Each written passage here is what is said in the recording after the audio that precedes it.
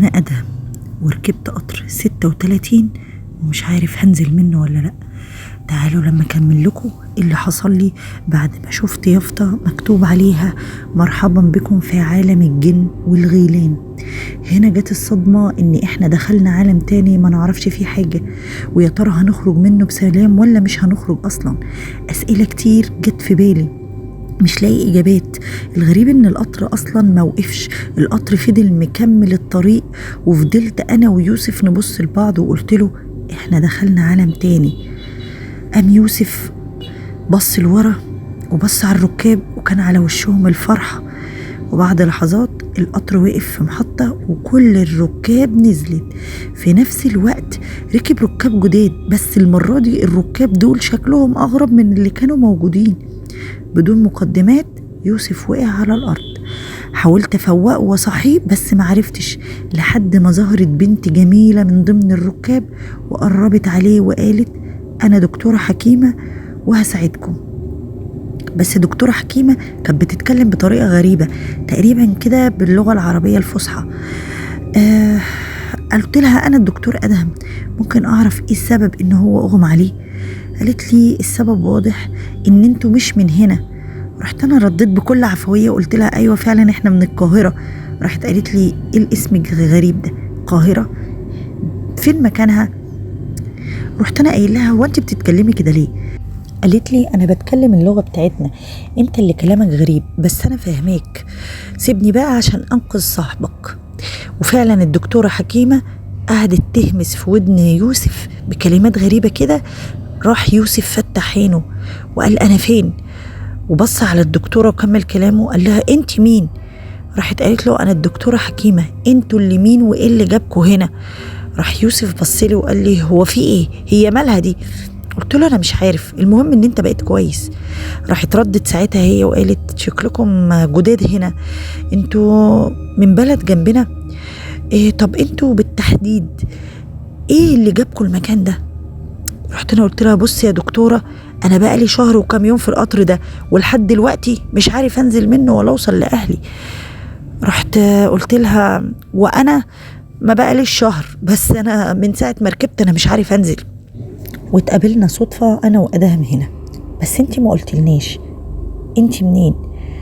ردت حكيمه وقالت انا من افغبان، دوله قريبه من دوله الغيلان، بس انا معرفش انا ركبت هنا ليه. القطر ركبته الغرض بس انا مش عارفه ايه الغرض. رحنا ضحكنا قلنا ايه يعني احنا كلنا ركبنا القطر ده غلط وكل واحد فينا مش عارف هو رايح فين ولا جاي منين. راحت ردت قالت لي انت تقصد ايه؟ رحت قلت لها قصدي يا دكتوره ان احنا ركبنا بالغلط في الوقت الغلط، وكل الناس اللي موجوده دي غلط في غلط، واحنا كنا نازلين في بلد معينة ولحد الآن احنا مش عارفين نوصل.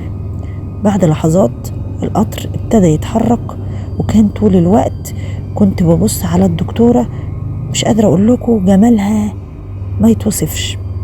هي ممكن تكون فعلا من عالم تاني وده ما يمنعش ان هي حلوة. حكيمة قالت انا ممكن اساعدكم لاني انا اعرف كل كبيرة وصغيرة في البلد دي، بس محتاجة مساعدتكم انتوا كمان. بس انتوا باين عليكم ان انتوا تعبانين فلازم ترتاحوا علشان نقدر نتصرف.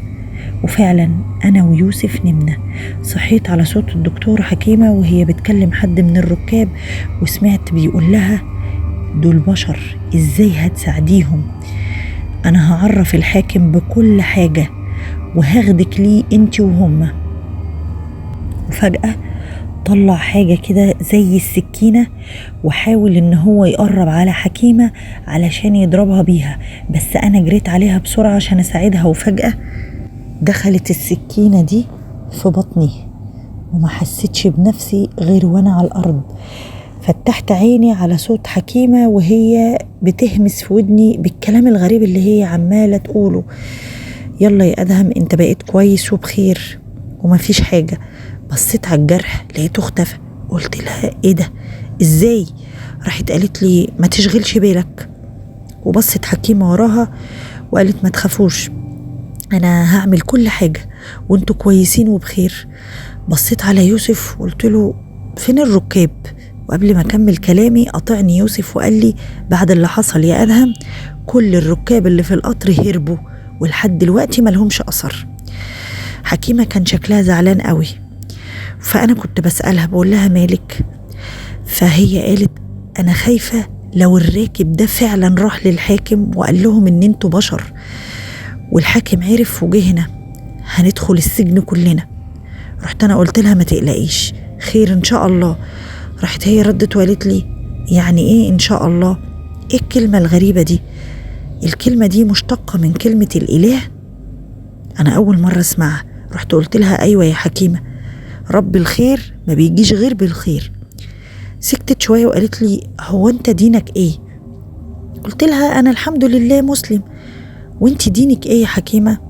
راحت قالت له أنا معرفش، بس أنا عشت في بيئة غريبة ما نعرفش فيها دين، كل اللي نعرفه القوي هو اللي بيكون الإله.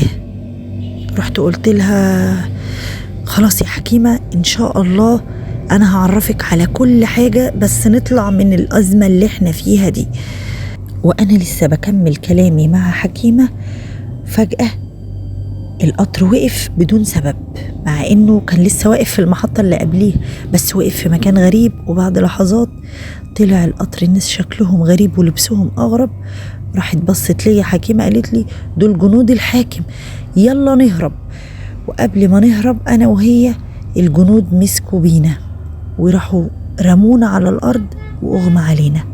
فتحت عيني لقيت نفسي في سجن كبير وقدامي يوسف وحكيمة، والسجان بتاعنا شخص ضخم جدا شكله كده شبه المسخ. يوسف قال لي شفت يا أدهم احنا كنا عايزين نخرج من القطر ده أدينا اتسجننا تحت الأرض. قلت له اصبر هنلاقي طريقة وهنخرج. حاولت أبص حواليا ألاقي أي طريقة تخرجني من السجن بس مش لاقي.